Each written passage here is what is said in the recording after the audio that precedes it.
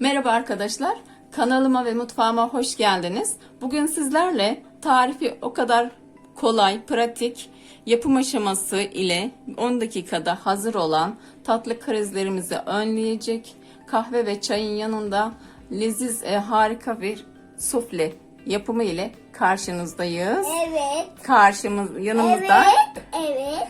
Göktuğ da bana eşlik ediyor. Beraber yapacağız inşallah. Evet. Merhaba arkadaşlar der misin? Merhaba arkadaşlar. Bugün sizlerle kıyama pebes yapıyoruz. Sufle yapıyoruz diyeceğim. Süple yapıyoruz. Evet arkadaşlar, öncelikle ocağımızın üzerine uygun bir tavamızı alıyoruz. Bir yemek kaşığı dolusu tereyağımızı ekliyoruz.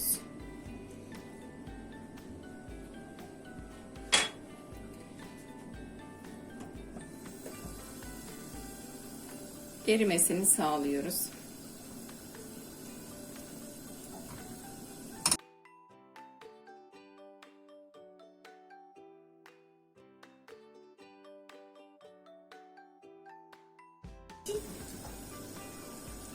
Tabayın.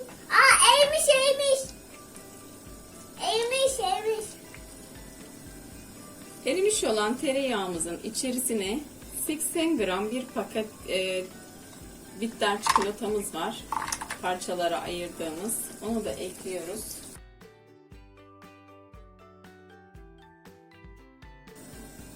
Eridi. Evet, güzelce eridi. Yarım su bardağı kadar da unumuz var. Onu da ekleyip Ben şunu yapayım. güzelce yediriyoruz.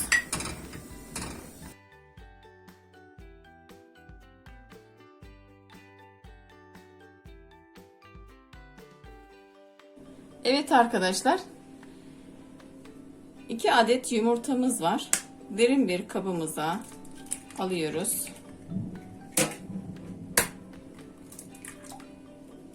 Şimdi ben unu dökeceğim. Yarım su bardağı kadar da toz şekerimiz var. Göktuğ döktü. Bana yardım ediyor. Ve köpük olana kadar çırpalım. Kondomuzla.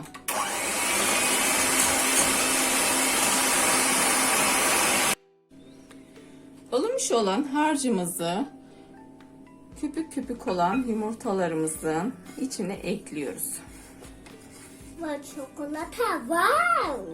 Wow, harika olacak inşallah. Ders. Bir tane de daha bir karışım yapalım. Bir dakika anneciğim. Evet, tava sıcak. Şöyle yapalım. Ben çırpacağım. Ben kendim çırparım. Tamam. Çalıştırayım, çırpalım beraber.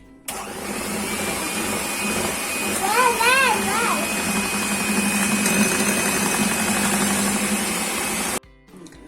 Evet arkadaşlar, hazırladığımız malzemeyi, sufle hamurumuzu bir kenara alalım. 2 adet güveç kalıbımız var. Tereyağı ile yağlayalım tabanını ve kenarlarını. Güzelce. Ben yapayım ama. Ben yapayım. Biraz yağlı olacağı için elin yağ olur. O yüzden bunu ben yapayım istersen. Tabii ben. Olur mu? Sen ununu serp. Un serpeceğiz ya içine. Ben yapayım onu. Tamam, sen serpebilirsin.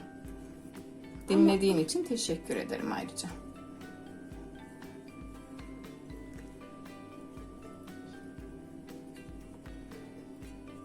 Yarım bardak su bardağı toz şeker eklemiştik arkadaşlar. Eğer bana fazla olur derseniz azaltabiliriz.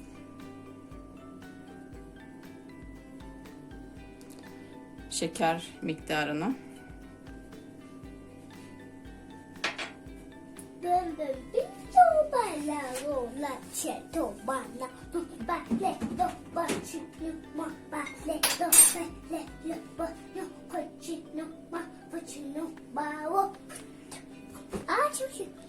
Şimdi Elime güveç alacağım. kalıplarımıza biraz da un serpip Ben de yapacağım.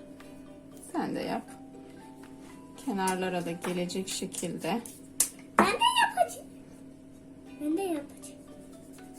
bakalım. Ne kadar güzel yapıyorsun. Ben de yapacağım. Tamam, bu kadar yeterli. Şöyle yapacağız.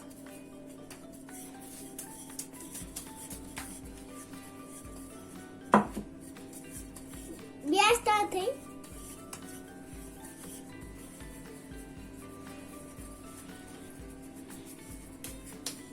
Güzelce unladık. Bir de Hazırlamış olduğumuz sufle harcımızı güveçlerimize eşit miktarda döküyoruz. Bu arada 200 derece fırını ayarladım. Sadece fırına koyduktan sonra suflelerimizi 8 dakika bekleteceğiz. 8 dakika içinde pişmiş olacak.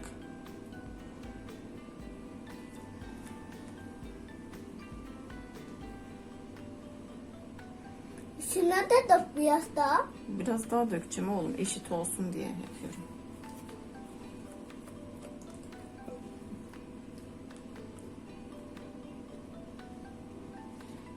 Şimdi sütlü çikolata al.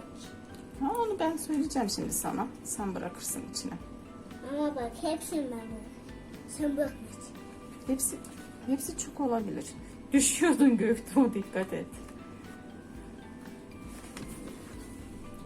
Göktuğ, içlerine birer tane sütlü çikolata bırakıyoruz.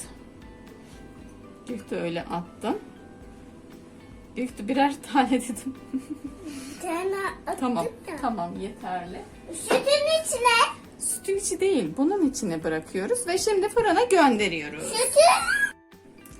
Evet arkadaşlar, suflemiz hazır.